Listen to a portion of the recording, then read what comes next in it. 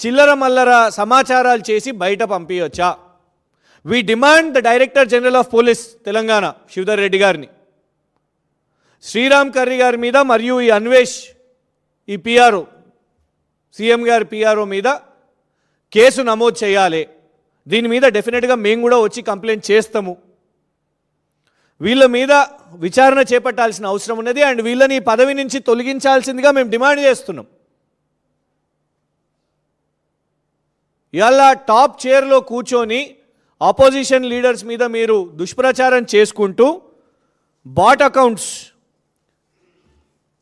ఈ bat accounts automated సాఫ్ట్వేర్గా create చేసిన accounts వీళ్ళు ఇచ్చే కంటెంట్ని మొత్తం గుడిగా ఎక్కడ చూసినా అక్కడ కమెంట్స్ విపరీతంగా, మీకు ఈ మధ్య చూస్తే ట్విట్టర్లో 150 కమెంట్లు 100 కమెంట్లు ఇవన్నీ కనబడతాయి. ఓపెన్ చేసి చూస్తే మళ్ళీ ఒకటే కమెంట్, ఒకటే వ్యక్తి 5 కమెంట్లు ఇవన్నీ కూడా వాళ్ళు కాపీ పేస్ట్ చేస్తుంటారు. వాళ్ళ ప్రొఫైల్ పోయి ఓపెన్ చేసి చూసినా అట్లనే ఉంటాయి.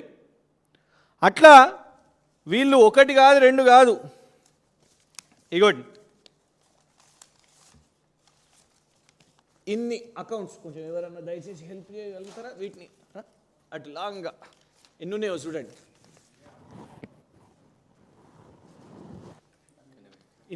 ఇంత పెద్ద రీల్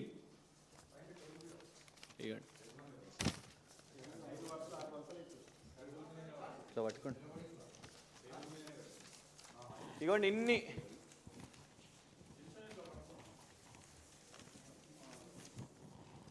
ఇవన్నీ అకౌంట్స్. ఓ సినిమా రీల్ అంత పెద్దది, ఇది సినిమా రీల్ అంత పెద్ద. కాంగ్రెస్ ముఖ్యమంత్రి కార్యాలయం నుంచి హ్యాండిల్ అవుతున్న ఇన్ని అకౌంట్స్, ట్విట్టర్ అకౌంట్లు, బాట్ అకౌంట్స్ అంటారు వీటిని, బాట్స్.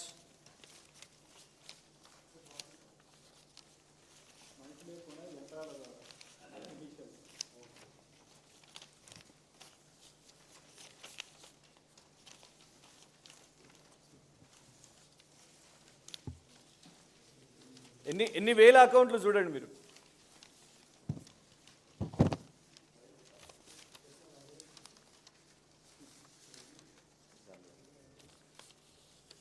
ఓకే,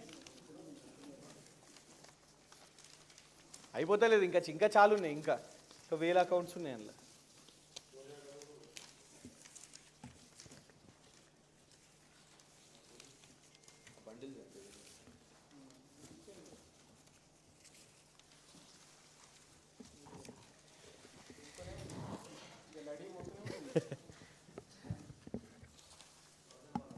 ఇన్ని వేల ట్విట్టర్ అకౌంట్స్ని వీళ్ళు బాట్స్గా నడిపించి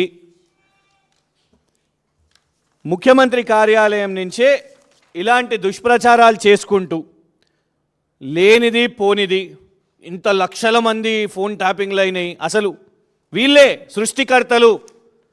ఇవాళ లోపట ప్రభుత్వం ఏ విచారణలు చేపడుతుందో, ఏ విచారణ ఎవరు వెళ్ళినా, కేటీఆర్ గారు వెళ్ళగానే, హరీష్ రావు గారు వెళ్ళగానే ఇక ఇమీడియట్గా వీళ్ళే తయారవుతారు. ఇక ఫస్ట్ ఇన్పుట్స్ మేమే ఇవ్వాలి, ఫస్ట్ సమాచారం మేమే, లోపల విచారణలో ఏం జరుగుతుంది అనేది ఏమి ఇవ్వాలి అనేది ఇవాళ వీళ్ళు తయారు చేసి ఈ వాట్సాప్ గ్రూప్లల్లో పంపించి ఈ యొక్క బాట్స్ అకౌంట్ల ద్వారా వీటిని మొత్తం కూడా సర్క్యులేట్ చేసి ఈ దుష్ప్రచారాన్ని నడిపిస్తున్నారు.